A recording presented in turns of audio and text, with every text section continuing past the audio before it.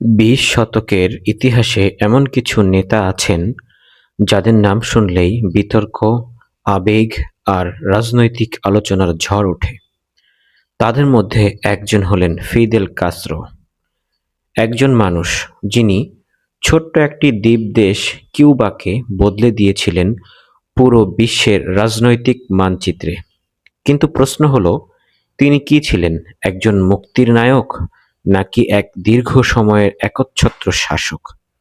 আজকের এই ভিডিওতে আমরা জানব ফিদেল কাস্ত্রোর শৈশব, কিভাবে তিনি বিপ্লব ঘটালেন, কিউবার ক্ষমতা দখল, আমেরিকার সাথে সংঘাত এবং তার দীর্ঘ শাসনের বাস্তব চিত্র। শৈশব ও প্রাথমিক জীবন। ফিদেল কাস্ত্রোর জন্ম 1926 সালে কিউবার একটি ধনী আখ চাষির পরিবারে। ছোটবেলা থেকেই তিনি ছিলেন তীক্ষ্ণ বুদ্ধিসম্পন্ন এবং জেদি স্বভাবের। তিনি আইন পড়তে যান হাভানা বিশ্ববিদ্যালয়ে।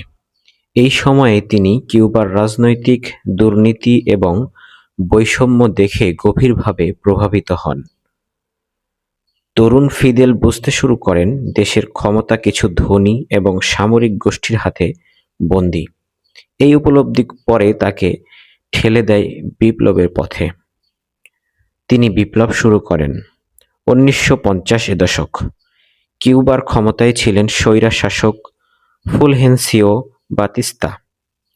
দেশে ছিল ব্যাপক দুর্নীতি, দারিদ্র্য, রাজনৈতিক দমন-পীড়ন। ফিদেল কাস্ত্রো তখন সিদ্ধান্ত নেন এই শাসন ব্যবস্থা বদলাতে হবে। তিনি গড়ে তোলেন একটি বিপ্লবী দল। প্রথম আক্রমণ 1953 সাল। তিনি এবং তার সঙ্গীরা সান্তিয়াগো শহরের একটি সামরিক ব্যারাক আক্রমণ করেন, কিন্তু ব্যর্থ হন। ফিদেলকে গ্রেফতার করা হয়।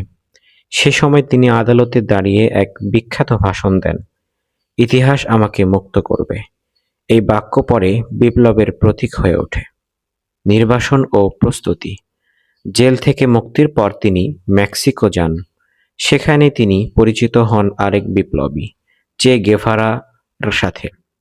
এই জোটই পরবর্তী কিউবার ইতিহাস বদলে দেয়। কিউবান বিপ্লব। 1956 সালে ফিদেল, চে গেভারা এবং 80 জন যোদ্ধা গ্রানমা নামের একটি নৌকা নিয়ে কিউবায় ফিরে আসেন।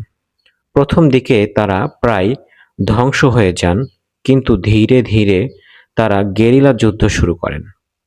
পাহাড় থেকে বিপ্লব। সিয়েরা মায়েস্ত্রা পাহাড় থেকে তারা গেরিলা যুদ্ধ চালায়। স্থানীয়